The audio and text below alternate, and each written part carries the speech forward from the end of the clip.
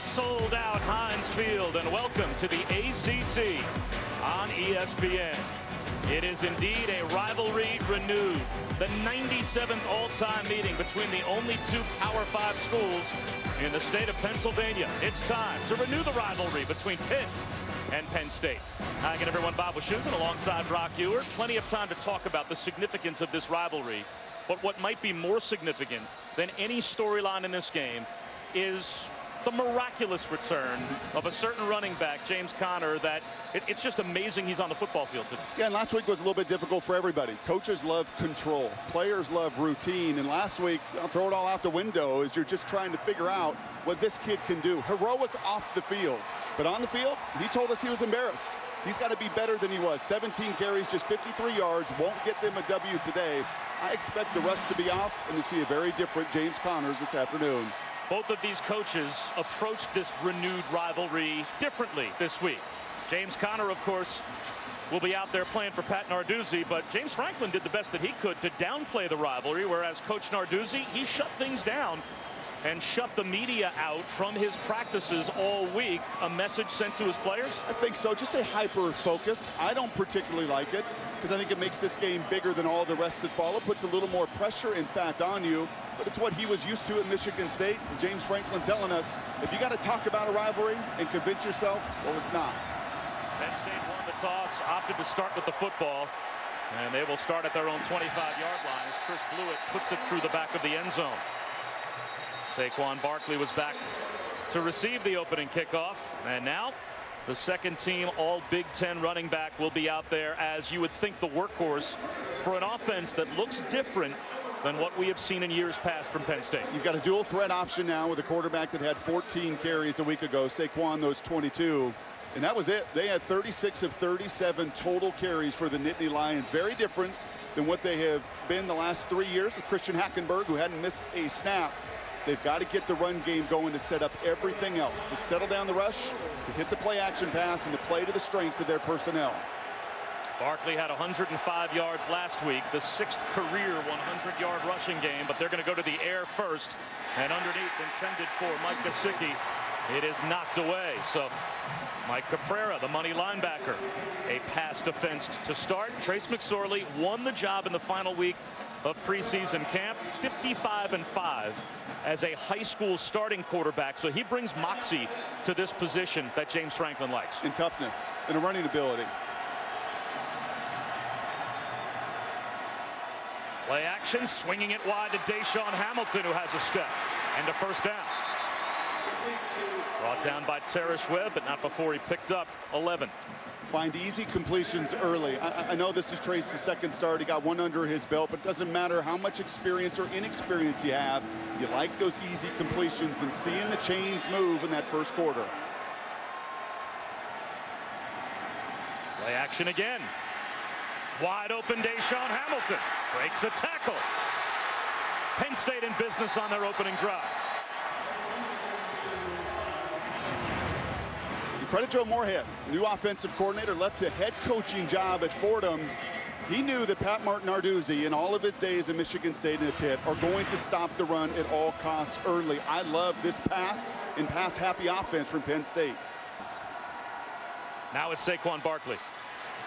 And he gets back about the 5 that they lost on the penalty. Tyreek Jarrett on the stop. We expect to be calling number 6's name and number a lot on that defensive line for Pitt. He is some kind of force in the middle at that 3-technique tackle. That's a big man. That's a small number. McSorley on second down and long. Hamilton's been busy. It'll be 3rd down and 9 for Penn State after we check in with Allison Williams. Well, we've seen a bit of running back Saquon Barkley on this first drive, but he's been challenged by his head coach, James Franklin, to show how multi-talented he is. He said last week he just wanted to finish with that top-end speed. He was dancing too much. This week he needs to lower that shoulder, play through contact. Fumbled shotgun snap. McSorley swings it to the sideline, and it's incomplete.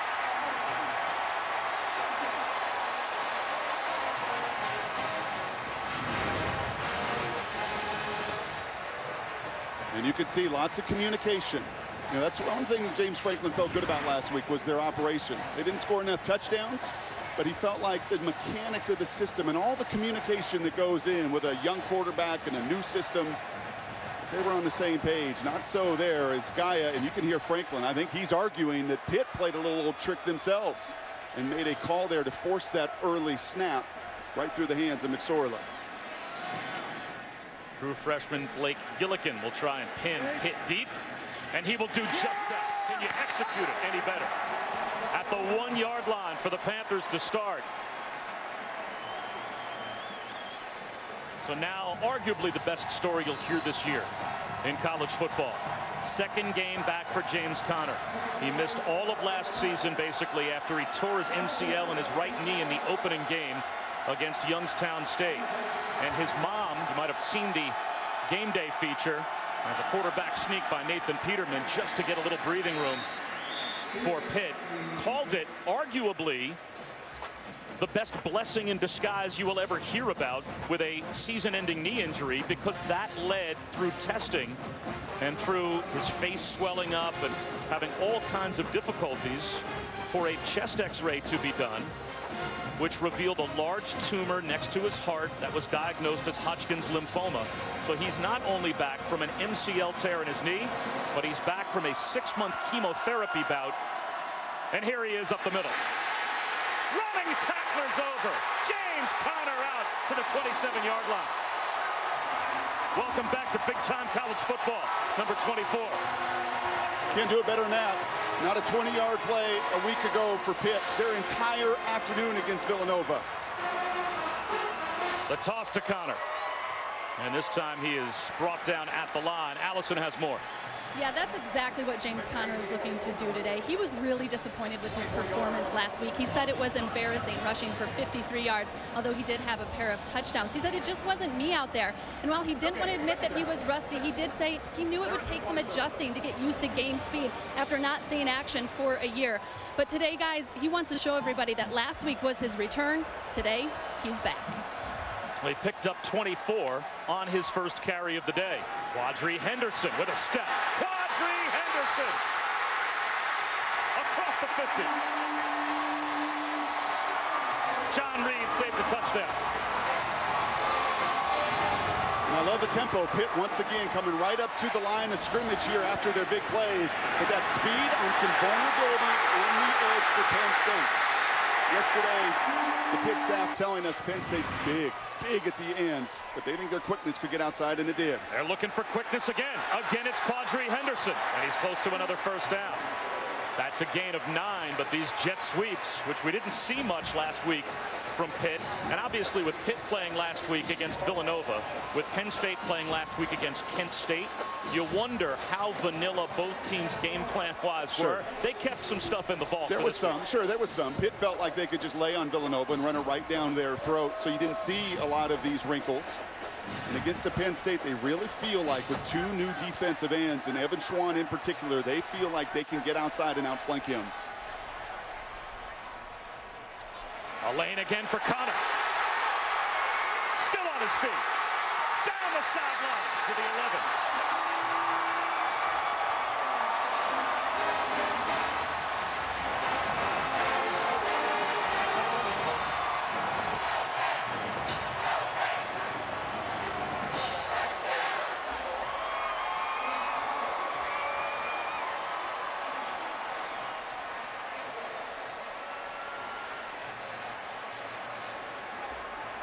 Two years ago, the ACC Player of the Year. Last season out with the torn MCL and then a bout with cancer. Now he's got his team set up with a little shovel pass. Nathan Peterman. It's Orndorff. He's inside the 5, down to about the 2-yard line. Creative, making the eyes of these Penn State defenders never, ever comfortable. Run the big hammer between the tackles. Run end arounds to stress and pressure the outside backers and the force and the containment. And then when you get into the red zone, you've got that package you've worked on. And a little shovel pass wrinkled to the tight end, Matt Canada, a brilliant first drive as offensive coordinator here for Pitt. First and goal for Pitt. Conner scored twice last week. Counter to the fullback. Into the end zone for a touchdown. George Aston scores as Connor was the decoy, and Pitt's got the lead.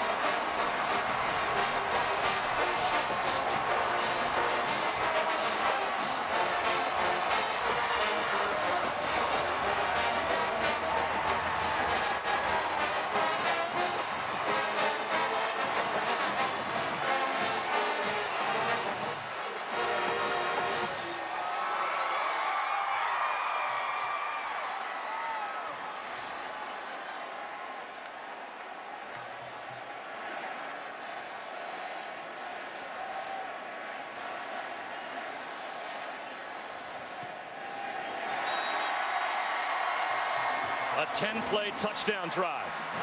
98 yards rushing on the first drive for the Pitt Panthers, and they've got the lead. The kid that said he was embarrassed by the game film a week ago is going to love watching that stuff tomorrow.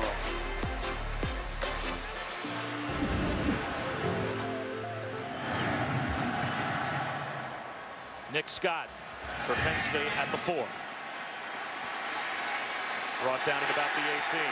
One of the great barstool debates in this town might be who's the best player to ever play for Pitt in college. My vote might be with Allison Williams. Yeah, your vote and probably quite a few others. Here with Tony Dorsett, former Pitt running back. Here with about 70 of his former teammates from that 76 national championship team. As you see these two historic rivals back out on the gridiron, what memories come back for you? Well, for one thing, let me just say this. It's wonderful to see that this rivalry is back. I think it's great for college football. You know, you got two real historic programs going against each other every year. I think that's a good thing. But let me tell you something. You know, it took us 4 years to beat Penn State. You know, I know. My junior year, I had left with a bad taste. We're on the 1 yard line and we don't get in. And you know, we get in, we miss an extra point. But the thing is this, you know, it's always good to come back to a Penn State football game. Tony, thank you so much. Check in real quick on the play.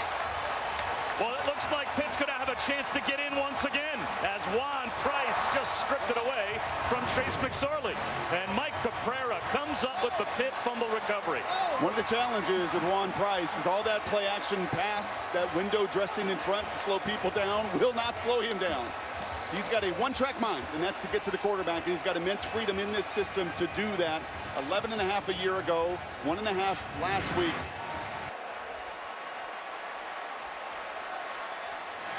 It's Quadri Olison as the lone setback. He takes the handoff. Inside the 7. Allison, I have to think number 33 probably liked what he just saw. Yes, he did, and I'll let him get back to the game in just a bit. But I want your impressions of James Conner real quick. I have nothing but admiration for this young man, especially what he's had to go through personally with his health. To see him be able to still maintain his skill level that it's at. I mean, it just speaks volumes for him as a human being and as a person, and his dedication to not only his life and his health, but to the University of Pittsburgh. Tony, thank you so much. And Connor's now back out there. Wide open at the goal line, walking in is Quadri Henderson. And it's a 2-touchdown lead for Pitt.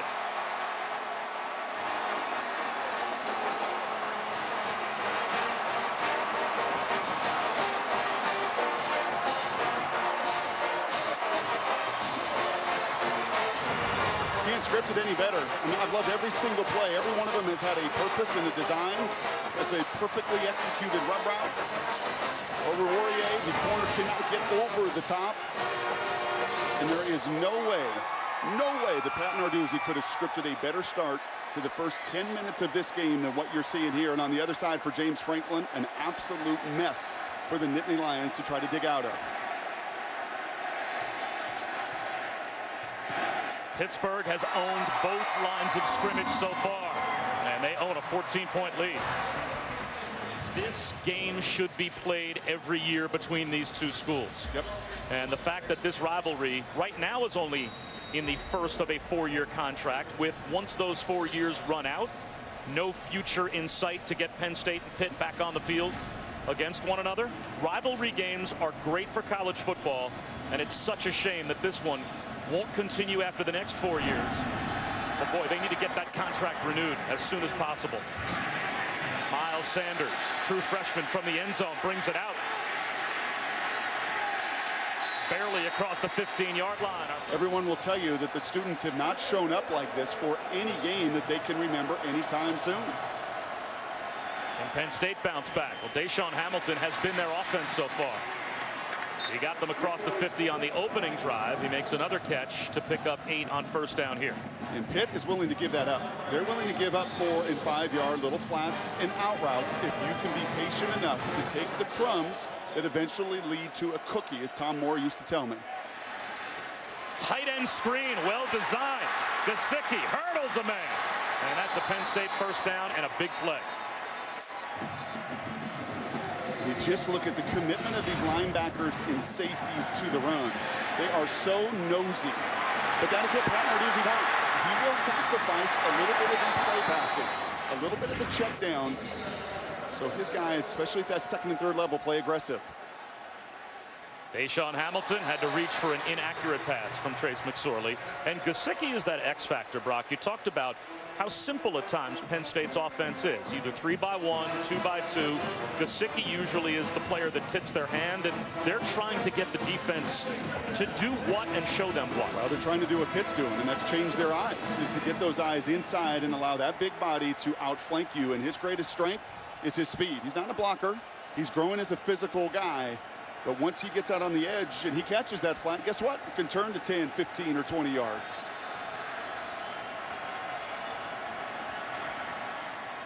McSorley swings it wide to Brandon Polk. And he breaks a tackle to get right to the 50-yard stripe. Bam Bradley tripped him up, but that's a gain of 3. And that first down incompletion, it's wonderful to be patient, but you have got to execute. Because if you hit that little flat route on first down, you stay ahead of schedule, and instead, well, you miss it. Now more difficult 3rd and 6. 4 yards on that swing pass to Polk sets up a big 3rd down for Penn State.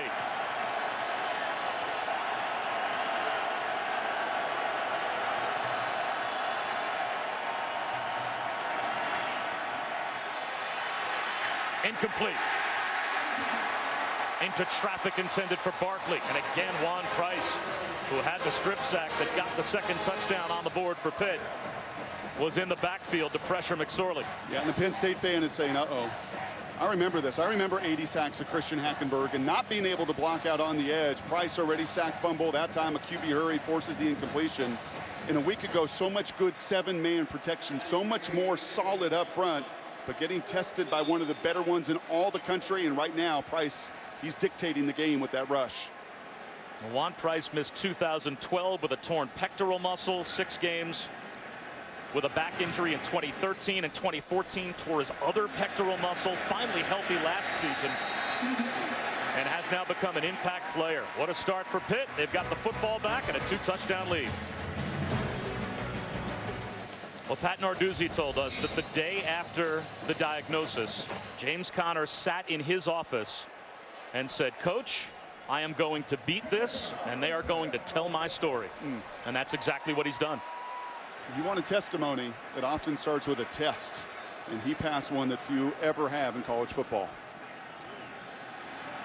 Olison bounces it outside and gets dragged down for a loss by Manny Bowen, who got the start today, as he slides up to join Brandon Bell and Naeem Wharton-White as the starting linebackers, with Jason Kabinda out with the broken hand. Well, and the first time in 2 series, Penn State actually wins up front.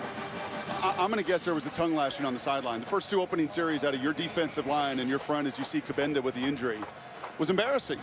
I mean, Pitt ran right at them, could not get off blocks, totally dictated the tempo at the line. Penn State finally wins one on first down. Play action for Nathan Peterman. He's got room to run. Gets a block. Wharton and White bumps him out. 3rd down and 5 coming up after we check in with Allison. Well, I think a lot of the struggles on defense was from the confusion that they had with Pitt's movements and shifts pre-snap. Their defensive coordinator, Brent Pry, told them, don't let what they're doing take us out of our defense. Set your feet, trust your keys, and play fundamental D. Also, Brock, you may see some more zone on this drive to help them out. You know, Allison, I agree with some of that. From your edge players, your ends were caught looking. You can't be hesitant. Brent Pry knows that. But your people inside and your linebackers were overwhelmed by Pitt up front. Olesen on third down. They tried to go up the middle with a trap, and Penn State wasn't fooled. They stay home and get the stop, and that's a big one for the Penn State defense. Not only do they finally get a stop, but they have a chance to get field position back on their side. That's a have to. I mean, you have to stem just the physical dominance that Pitt was displaying at the line. There's defensive coordinator Brent Pry, no Bob Stoops. He's down in Tennessee coaching tonight. But that's the kind of effort you need. You have to win. You have to get off blocks and allow your speedy linebackers, not necessarily your ends, your linebackers to close and finish.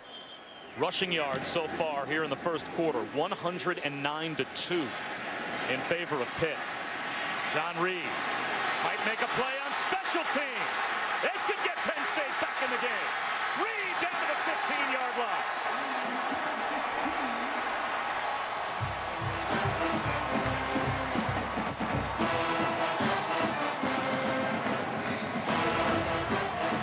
It's amazing how quickly momentum can shift and change, especially in the college game. I know we're in an NFL venue, but this phase of the game can change it, can turn it, can get these Nittany Lions fans alive in this building instead of sitting on their hands. That's textbook. That's how you do it. That's John Reed, who never slows down in any of those cuts going north and south. Are you taking a shot at the end zone? Sudden change here on first down. Offensive coordinators so often dial one up here. I am protecting the edge of my line and making sure Price is accounted for. There's the shot. And there's the flag. Mike Gesicki had a step. He was dragged down by Avonte Maddox. And there's your 3-by-1 set you referenced earlier, Bob. 3 receivers away, creating a one-on-one, a corner on a 6'6" tight end. You like that matchup? Pass interference. Defense, number 14. Automatic, first down. And just simply by alignment, Maddox is on the back of Gesicki, and it's the arm. Once you pull, you can have your arm on the backside, we've learned through the years, but the minute that arm pulls and creates any movement, it's going to create the penalty flag. First and goal at the 3. They'll run it with Barkley. They move the pile, and the Penn State offensive line shoves Barkley over the goal line for a Nittany Lion touchdown.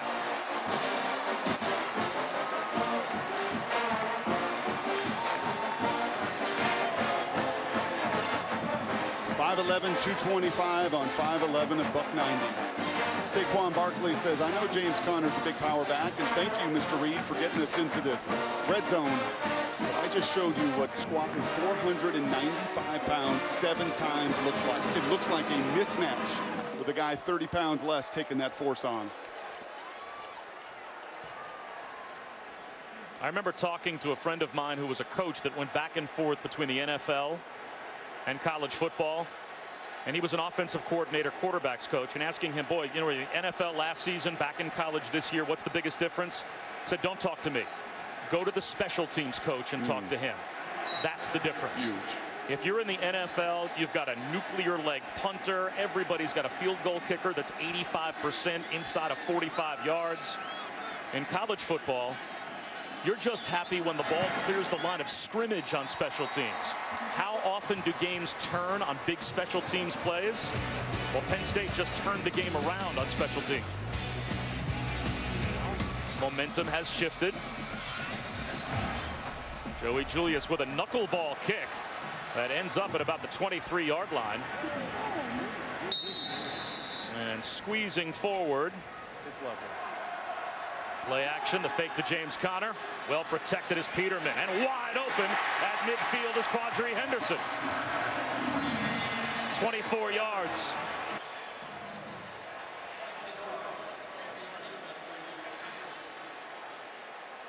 Job. Parker Cothran apparently has the strength of Zeus. Turning the corner is George Aston. He's got a touchdown run already, and the fullback. Not something we saw last week on tape when we watched this Pitt offense.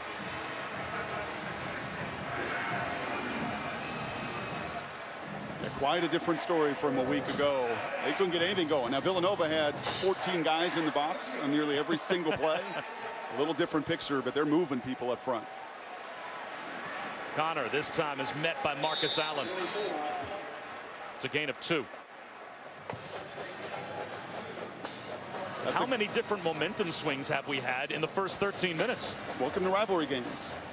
Not only is it financially beneficial, not only do the fans and the guys that have played in it like Tony Dorsett want it, this is what you get. You get tremendous emotion. You know, unlike a lot of other matchups, especially oftentimes in the month of September, save last week, opening day as good as it ever gets. Sign me up for rivalries as often as you can.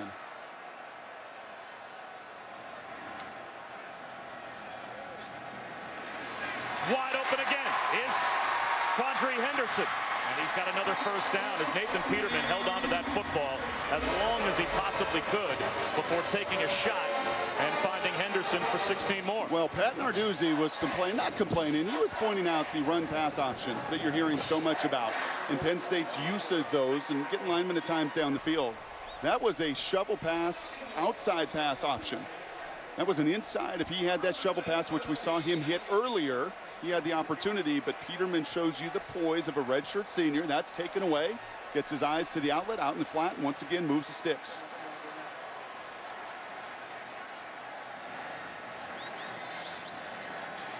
Another jet sweep. This time it's Dantes Ford. That has been very effective just about every time that Pitt has run that play. Why? Whether to the left or right here in the first quarter. Why? Because those ends. Because when you've got a hammer inside and you've got a tremendous offensive line, this Pitt group is going to be one of the better offensive lines in college football this season. Seniors across the board, guys that'll play in the NFL. It puts so much of the focal point of those edge players into the inside and the safeties as well. And that half-step advantage is all you need when you have the quickness and speed of Henderson.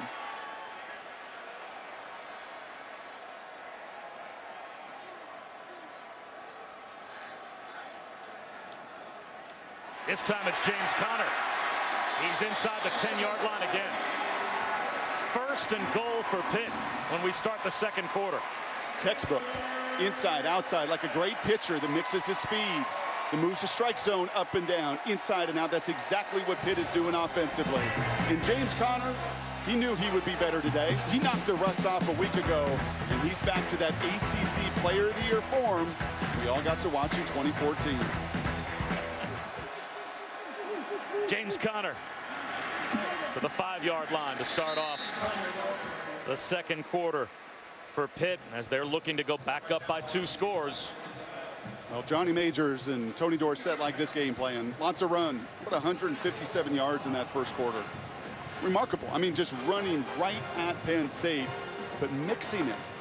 And mixing the inside run with the power and the inside ISO, and getting the fly sweep and getting your fullbacks involved. The number of different guys touching the football, it's got Penn State on their heels. Well, that game tape, you said James Conner was embarrassed to watch from last week against Villanova, already with more rushing yards against Penn State today. He's the play action. Peterman, end zone, touchdown. Scott Orndorff, the tight end.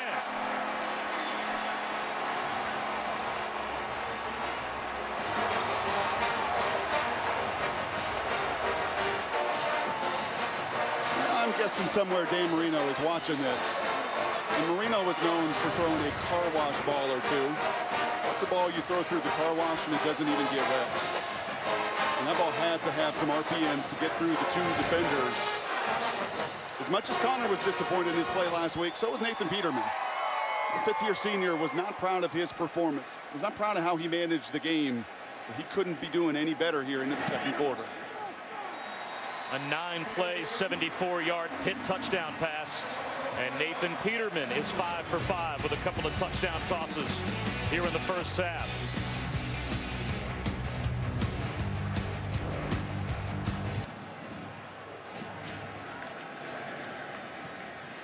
Saquon Barkley from the 6. Out to the 24.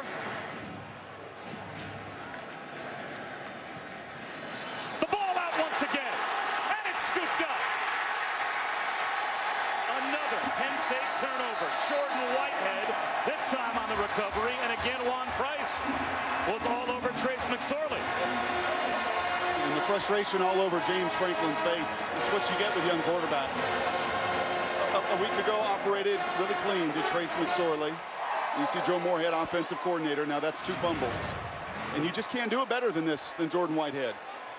Right to the mesh point, and he knows right where to attack. He's not going in just to tackle Bob. He's going in to force a turnover, to make an impactful play.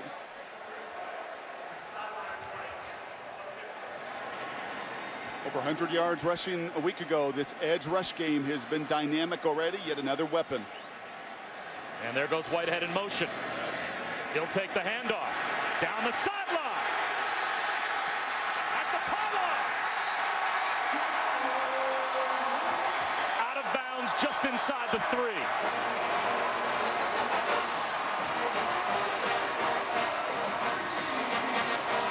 Last year's ACC Defensive and overall Rookie of the Year.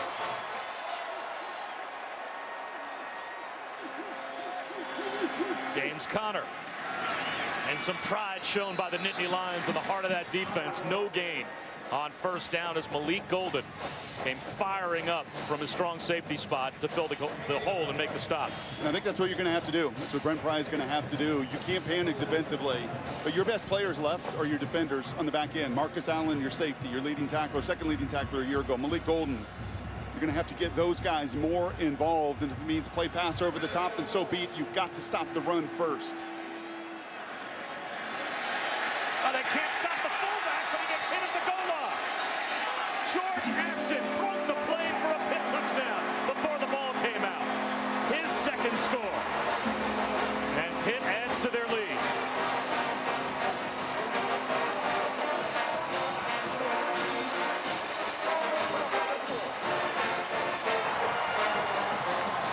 The ruling on the field is a touchdown. Previous play is under further review. I've never been a believer that teams hold back a playbook or offensive plays, and I think this clearly crosses the threshold of the goal line for Aston. I've never really believed that. Because if you're going to run it, then run it in games and be successful with it.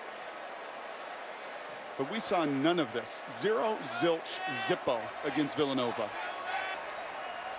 And the Penn State fans, and there are many of them here, and that whole sideline just feels shocked.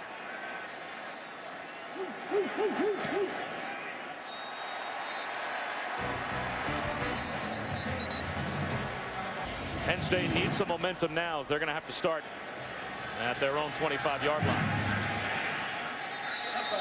Let's check today. Such an important possession before halftime for Penn State.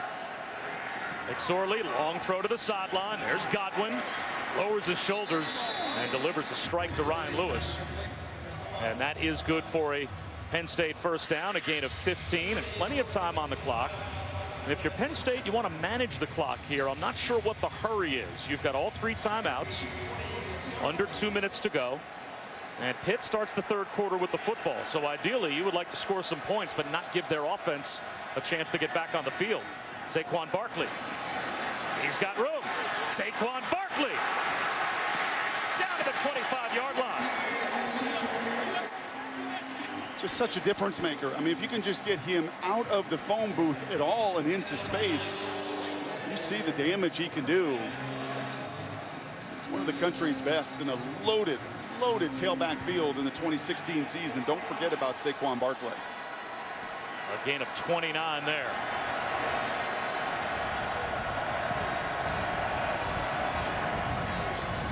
Barkley again. No gain on first down. Rory Blair came up to make the stop, and 92 for Pitt is one of the great stories in this game as well, as we have an injury. And it looks like trainers coming out on the field just for a moment. Now they're heading back to the sideline, unless Penn State's going to call a timeout here, and it looks like they will.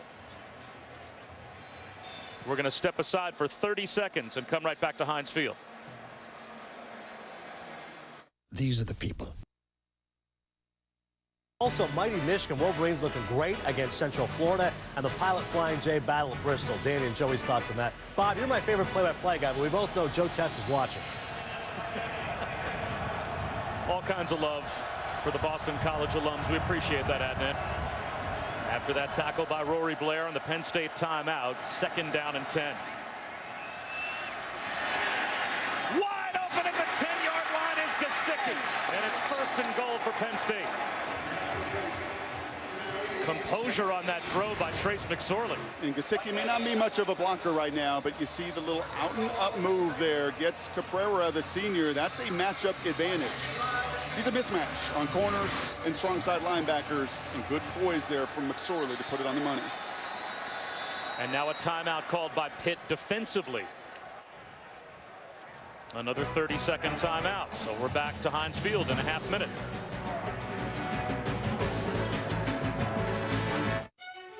Potential. Timeout on defense, and now Penn State with 1:06 to go in the first half, trying to score into the end zone where that guy is. He's going to get a tan today. He might get more than that. Kind of needs it. That is going to be maximum quality control testing of whatever level of SPF, if any, that he put on. Well, this kid's a winner. He's got guts. And even though you're down 28-7, you go 55-5 in high school, you battled back before. This has been a tremendous drive, his best drive of the day. This could be the game for Penn State. The importance of them getting the ball into the end zone here, and I'm not even sure, Brock, before halftime if a field goal does them much of anything. This might be 4-down territory. Avoid the negative play. 1st and goal inside the 2. A jump cut and brought down at the 1-yard line is Saquon Barkley. Just couldn't get away from Matt Galambos. That's a tremendous tackle that few can make. We saw the jump cut a week ago, very similar to that look. Credit the senior Galambos for finishing. Right back to Barkley, over the pile. He's into the end zone. That's a Penn State touchdown.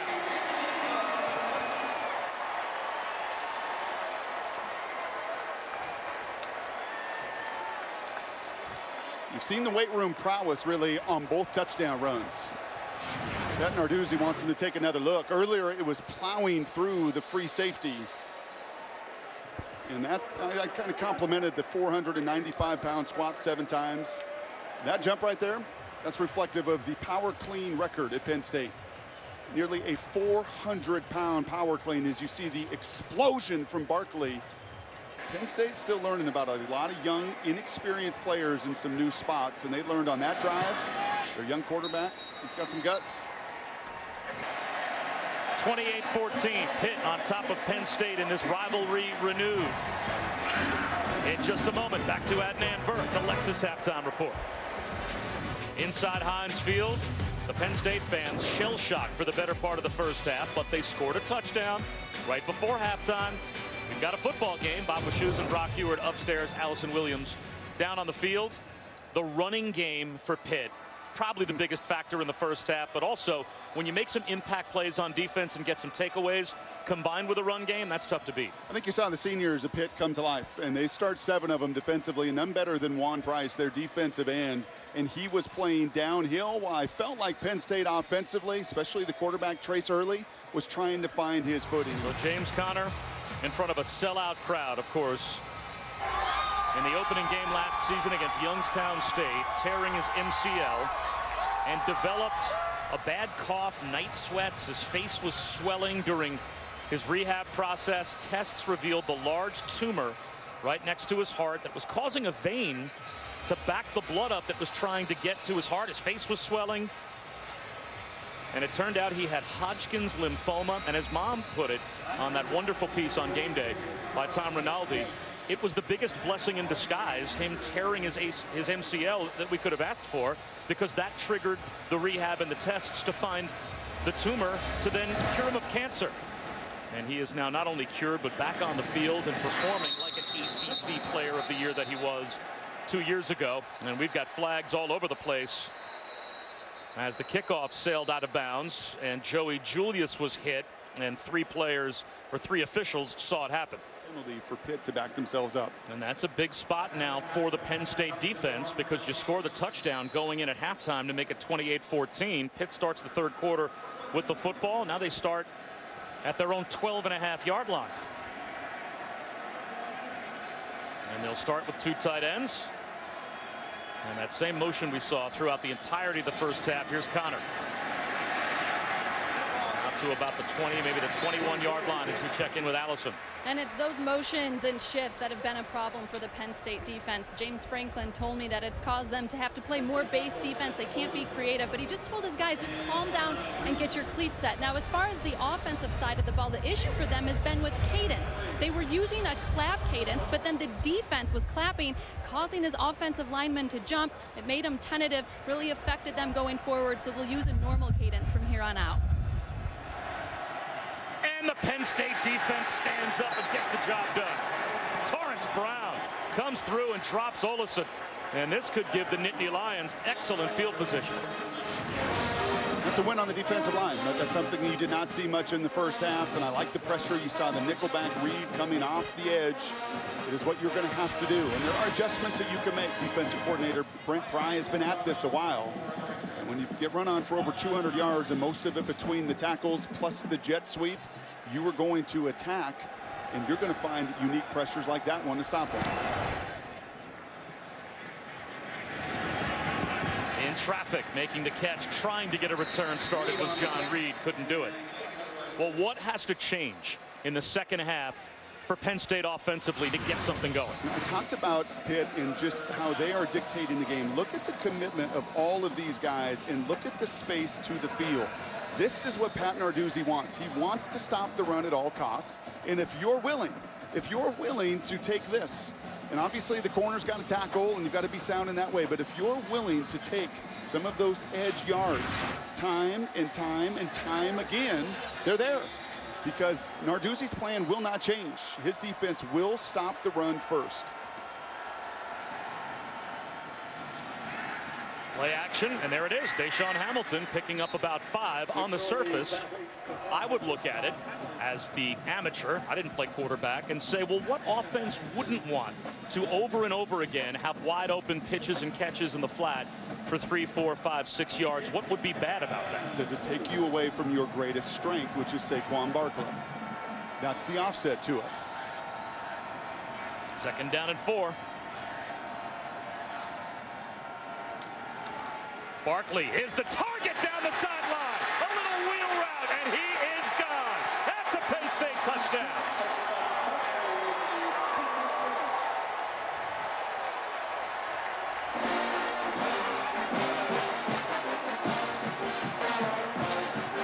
Rewind the clock to the last 3 minutes of the first half, and now the first 3 minutes of the second half. This game has changed completely.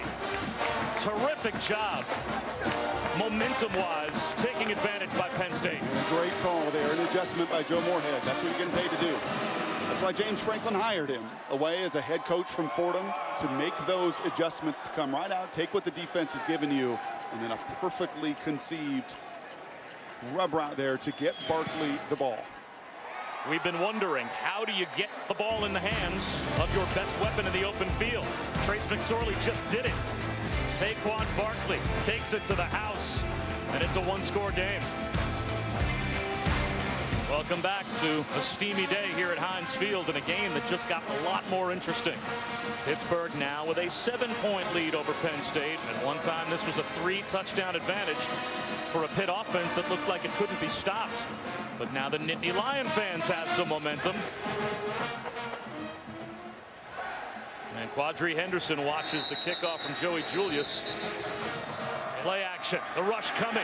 Long to the sideline and almost intercepted. Nathan Peterman trying to find George Aston again, and Christian Campbell read it and almost turned Aston into a defender. And there's your most explosive guy defensively, Manny Bowen.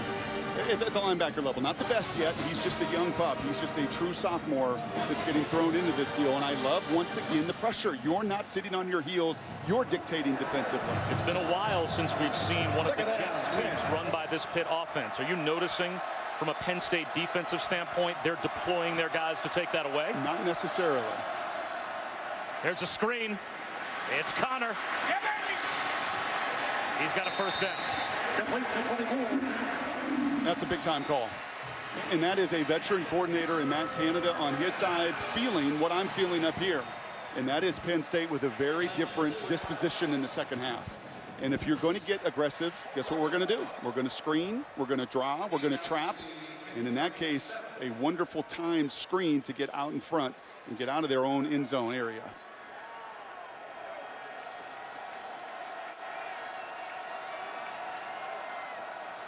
Connor to the 40-yard line, maybe the 41. Naeem Wortman-White, who also tore a knee ligament, his ACL, also on opening day, similar to James Conner, made the stop. We had that game last year when Penn State lost at Lincoln Financial Field to Temple, and Naeem Wortman-White lost an entire season on punt coverage. And boy, are they happy to have him back, especially with the players they lost to the NFL and the injuries they've also suffered in their front seven on defense.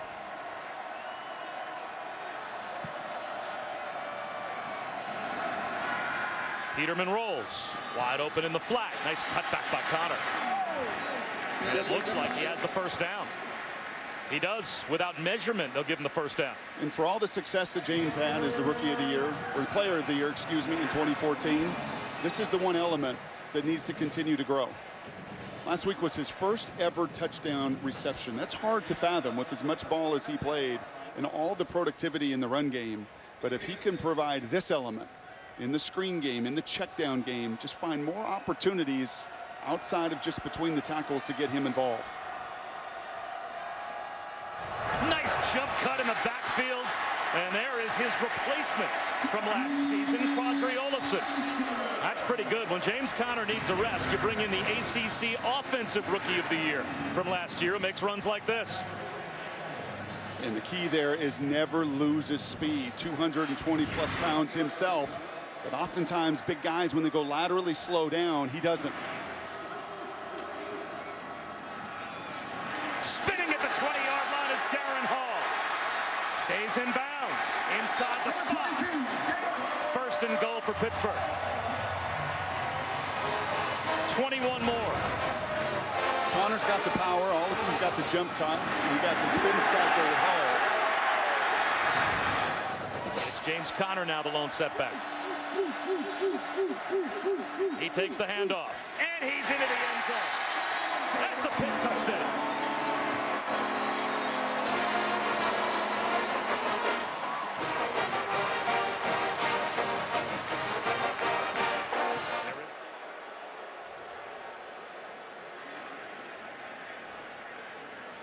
Another long scoring drive for Pittsburgh. 11 more plays, 75 more yards. They've had one touchdown drive today, Brock, after a takeaway with the short field. But the rest of the day has been then getting the ball in their own end, if not at one point at their own 1-yard line. They have a 99-yard touchdown drive in this game, all with the running game. And what will Penn State, especially defensively, have left in the tank on what has become a really hot, humid day? Now the pressure back on the Penn State offense. They need another answer for James Conner's latest touchdown. Go. I don't think most people would guess that Pitt has the 4th most Hall of Famers of any FBS school out there. 4th most. Incredible. Miles Sanders. Good field position at the least for Penn State after that penalty, as they will start offensively near midfield. That is the importance of that unsportsmanlike conduct penalty. Play action for Trace McSorley. He gets out of the pocket. Throws it away.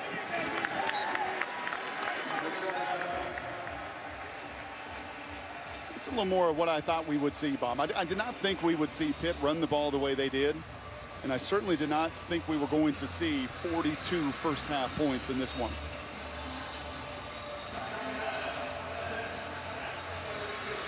And I continue to like this. It's one of the adjustments that you have made. This is within your system. It's not going out of character. This is one of your tempos to do the check with me and get to the right play.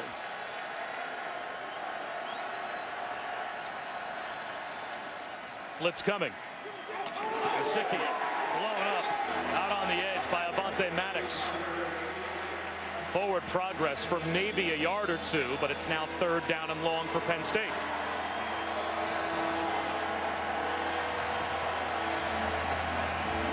See if the Nittany Lions run this 3rd down play before the end of the quarter. This stadium's electric.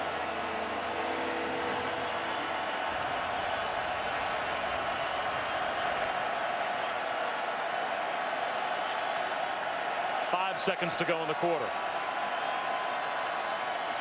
get the snap off. Blitz coming again. McSorley, long throw, and he's got it. That time the blitz was picked up, and DeAndre Tompkins is able to pick up the first down. A huge third down conversion to end the third for Penn State as we head to the fourth quarter in a game that's far from over.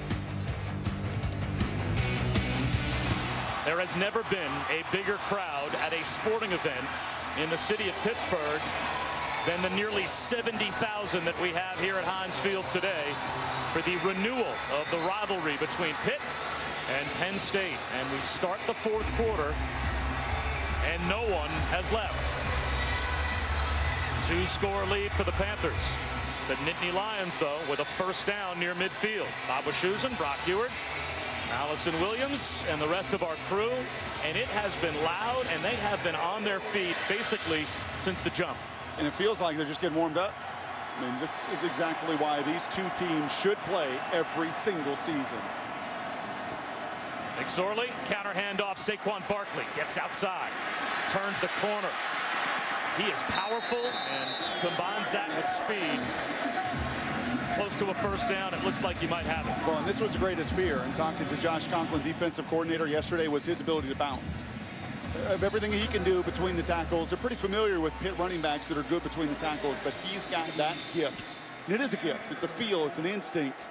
And then the finishing gears at a 4.3 40 to make them pay when he does bounce outside.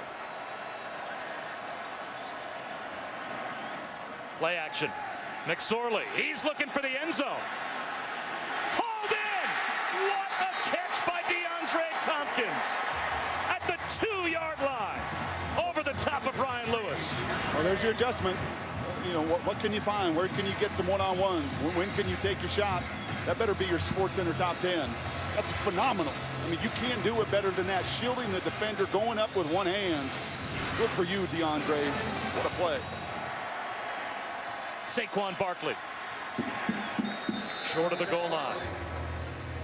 And all the while, your redshirt sophomore quarterbacks, 21 and 27. For nearly 250 yards. That's all Trace McSorley has done.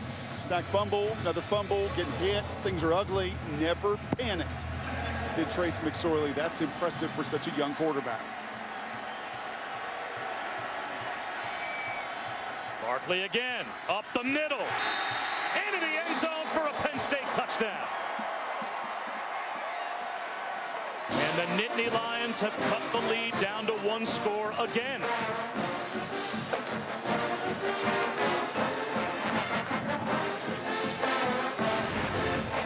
Touchdowns on the day for Saquon Barkley, his 3rd rushing touchdown.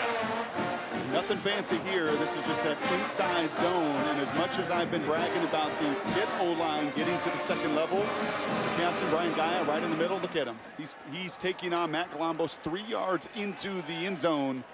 And you give Barkley any room, he tends to finish, even with a stumble.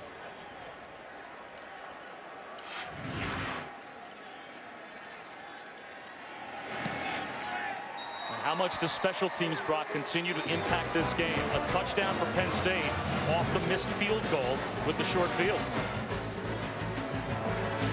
Bob Wischusen, Brock Ewart, Allison Williams. Sold out Heinz Field. Joey Julius set to send it deep. Rodri Henderson brought one back for a touchdown last week, as well as in the bowl game last year to end the season. But great kick coverage here by Penn State. They corral him inside the 15-yard line.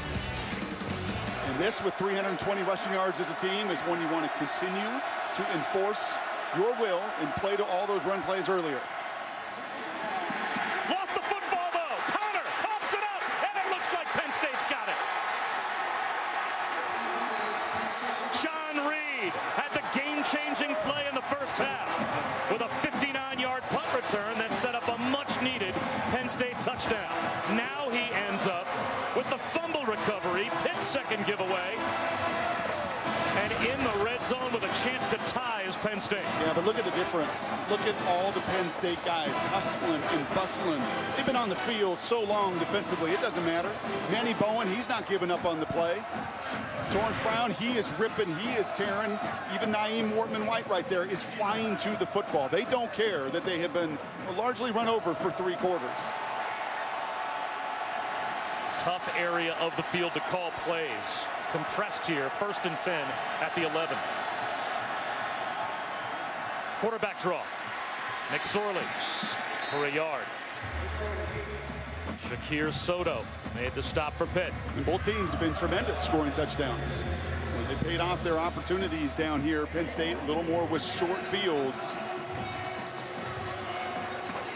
If Pitt can hold to a field goal here, that would be just about as much of a momentum swing as we've seen today. And this guy can be a difference maker. We've seen him on linebackers, on safeties, on corners. He's a weapon in the red zone. Trusicki. McSorley on the slant right, intended for Deshaun Hamilton, who went inside. And it seemed like McSorley thought he would break outside. 3rd and 9 at the 10. Yeah, that was the same route they ran for a touchdown last week. Quick play action and inside slant. That ball batted away. McSorley couldn't throw it on the line he wanted, and what a huge 3rd down. Play of the game to this point. And it looks like that wrist of Connor being worked on the Pitt sideline.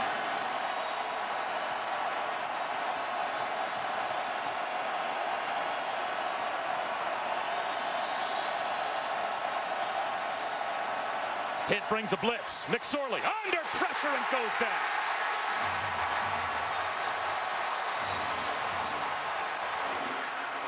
Quentin Wirginis looked like the last guy to come up the middle, and he was untouched. His 1st sack ever.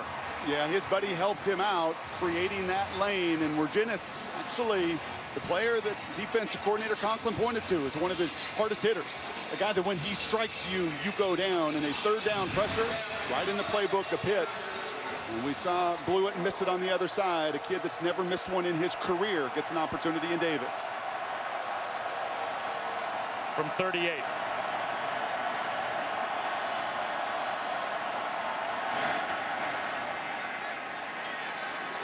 Got it. So Tyler Davis stays perfect. 11 for 11 for his career. 3 for 3 this season. And it's a 4-point lead. 12:04 to go in the 4th quarter. What a game here in Pittsburgh. And Joey Julius can't put this one in the end zone. Returnable. Henderson's got a lane. He's got a step. He returned one to end last season in the bowl game for a touchdown. He returned one on opening day against Villanova for a touchdown. And he brings it down to the 11-yard line here.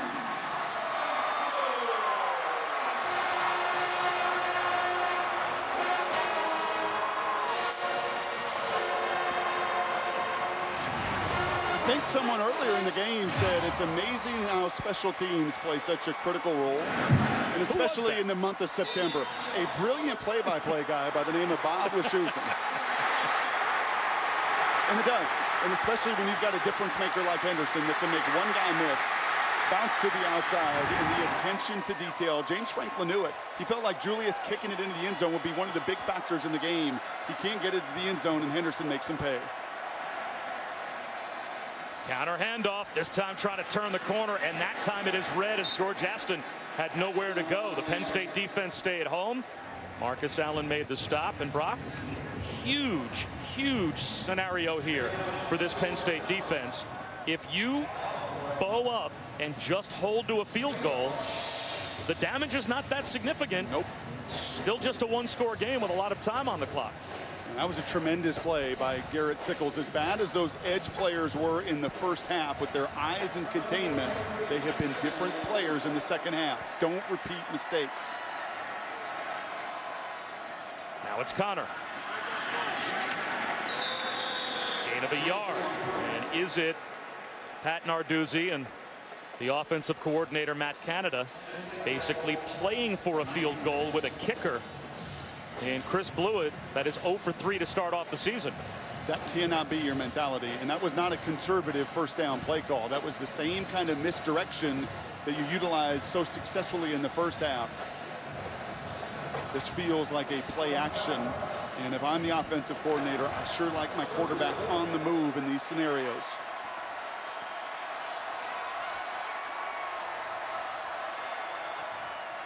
Shovel pass at the 5. It's James into the end zone with a touchdown. What a call. And Pitt extends their lead.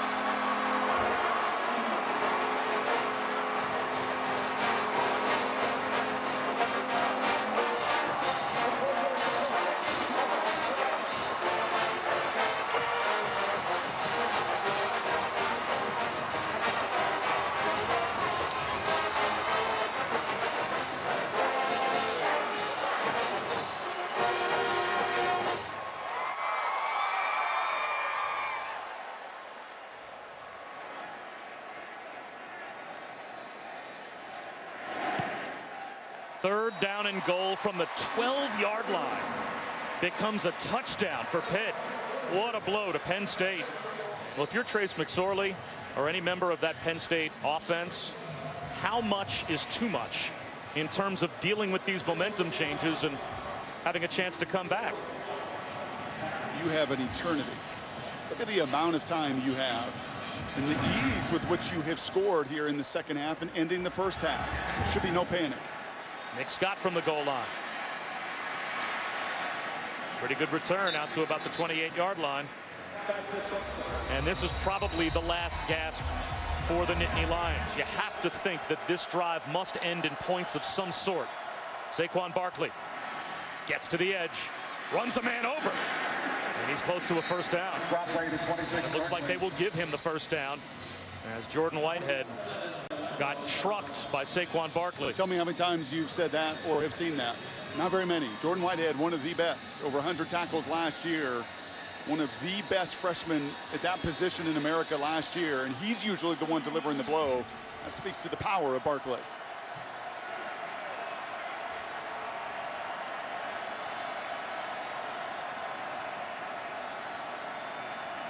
Here comes the blitz. McSorley finds a man wide open, Juwan Johnson. His first career catch down to the 21-yard line.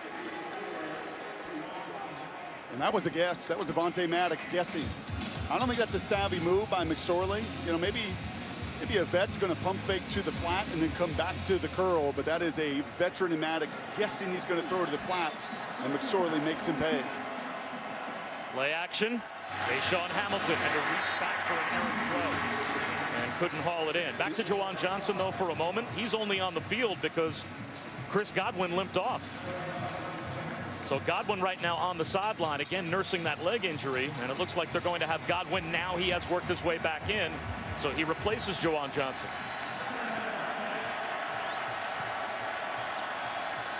And that first down miss, just look what it does. That first down miss where the throw is open, you make a beautiful play on the previous play, but it's the attention to detail on every single snap against good quality defenses. Long throw to Hamilton, lays out inside the 5. First and goal, Penn State.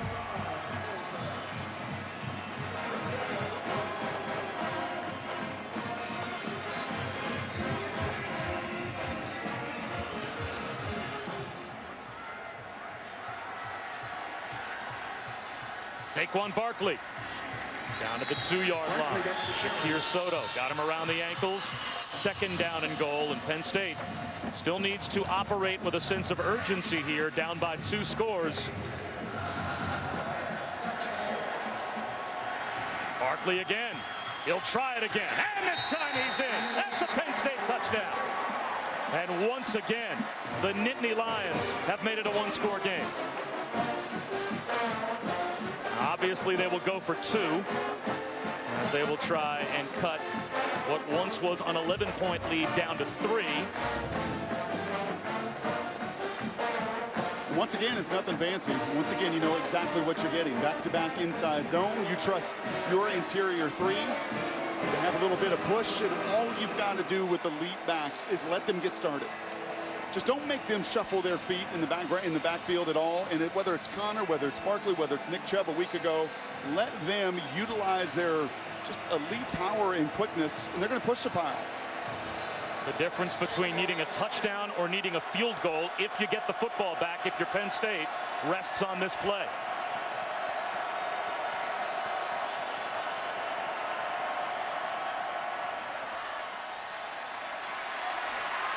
Back of the end zone. Deshaun Hamilton has it after a great ball fake by Trace McSorley.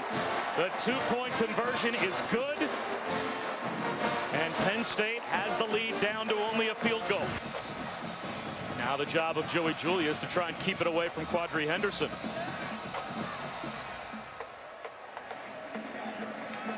And he will.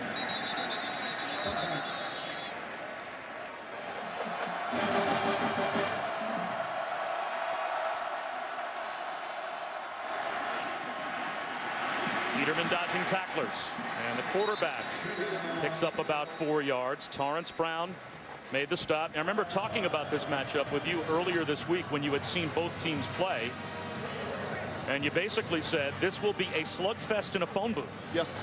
And now you've got a totally different type of game than we anticipated. As now a timeout has been called. And yet, most of the yardage is, if you look at today, outside of Pitt with the fly sweep that was really built on those yards inside, it has been. It's been that phone booth that Saquon Barkley's done so much damage between the guards. It's been James Conner and crew and all of the stable of running backs between the tackles that have done their damage to set everything else up for Penn State in the passing game and for Pitt with some of their fly sweep action. So this is second down and a short 6 after the timeout. They'll run it with Conner. Only a yard. And once again, James Franklin will call timeout before 3rd down and 4. So what do they do on 3rd down? And can Penn State get a stop and get the football back? They'll throw. Peterman swings one to Conner, and he is met and dropped. Malik Golden comes up and gets the 3rd down stop. That's big time. We talked about their safeties having to be more active in this second half, and they've done just that. Malik Golden is spying. He's seeing the whole thing happen in front of him. And a pass that Peterman would like to put on the belly of Conner to at least give him an opportunity to have his eyes downfield and not have to think about the catch is high, and it allows Golden to finish.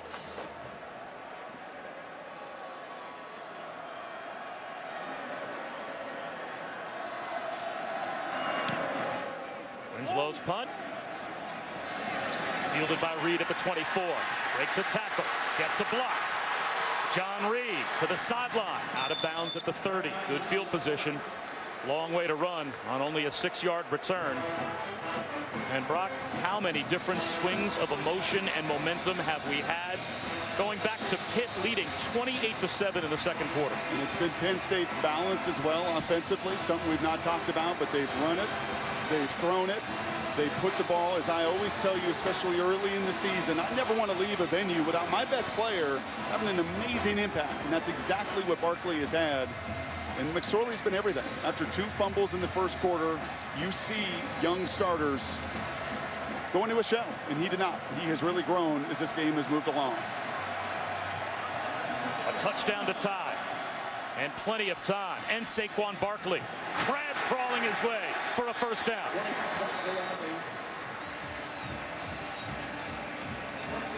Pitt looks like the gas defense. Pitt right now looks like the team that's been on the field as much as Penn State's defense has this afternoon. And they've got to create a negative play. When they have found a way to have success and get off the field, they have created a negative play. And when Penn State stayed on schedule, they moved it at will. Barkley replaced by Andre Robinson. And Robinson for about 4 yards.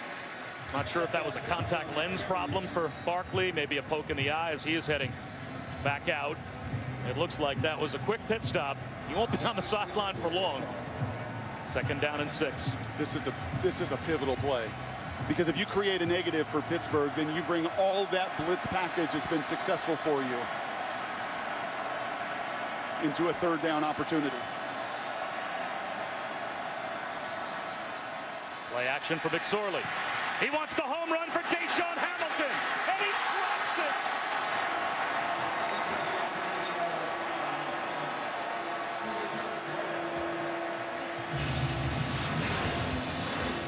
Can't design it any better. That's a double move. That's a double move the entire way. The ball's going there. And Trace knows it. But I like the reaction. He doesn't get down. He doesn't pout. But Joe Moorhead called a double move at just the right time, and Deshaun couldn't finish. It wasn't a negative play, but do you see a blitz coming here? I sure do. If that's in your nature and you've had success, why not? I'm not letting a freshman that right now is rolling red hot sit and pick me apart in the pocket. Saquon Barkley back into the right of McSorley. 5-man rush. McSorley rolls right into the sack and lost the football, but it's recovered by Penn State. Now what do? You probably have to go for it. Rory Blair gets the sack. Only one timeout left. Down to 2:35 to go. And once again, it is that same look. Those two linebackers up in the gap create a little hesitation, and Blair wins outside.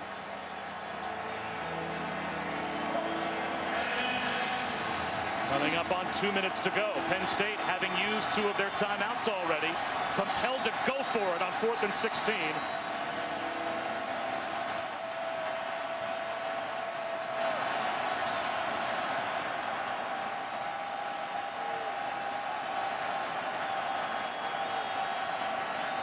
They rush 4. McSorley looking for the home run ball, and it's Stroud. He's got it to DeAndre Tompkins, who was wide open on 4th and 16. Unbelievable.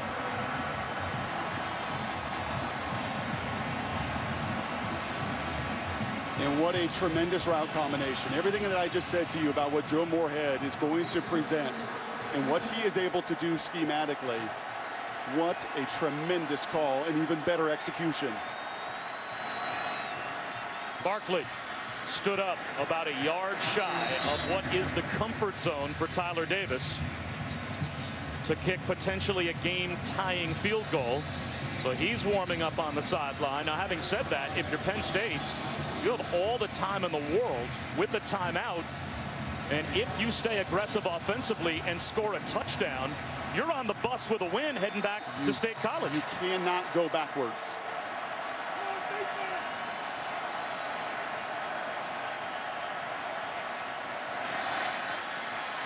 They're going for the end zone. It's a jump ball. Intercepted by Ryan Lewis.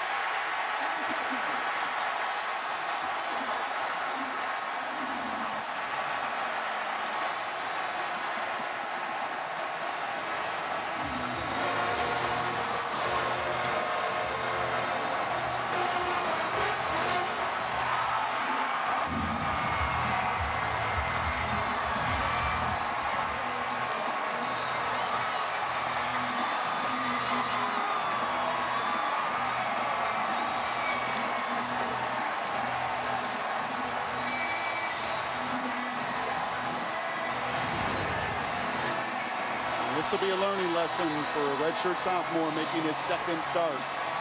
For the first time, he really forced the issue at a time he didn't need to. And Ryan Lewis baited him. The fifth-year senior himself baited him. Looked like he was taking the sickie on the seam route, and all the while was hoping the young quarterback would give him a shot. And Ryan Lewis delivers in the end zone. Jubilation on the Pitt sideline. And your heart breaks for Trace McSorley to make that kind of a mistake when he was amazing in the second half.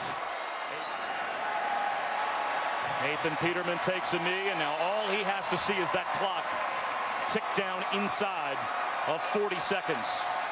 Once it does, Pitt takes one more knee, and that will do it. We talked throughout about the patience at Penn State, and would they have it offensively, and they did. Until, unfortunately, they missed at the end. And Deshaun, he's in tears on the sidelines. And he feels terrible for his teammates. But he shouldn't, because these Nittany Lions, I'm telling you, showed a sense of guts that I didn't think they had at 28-7 in this building today.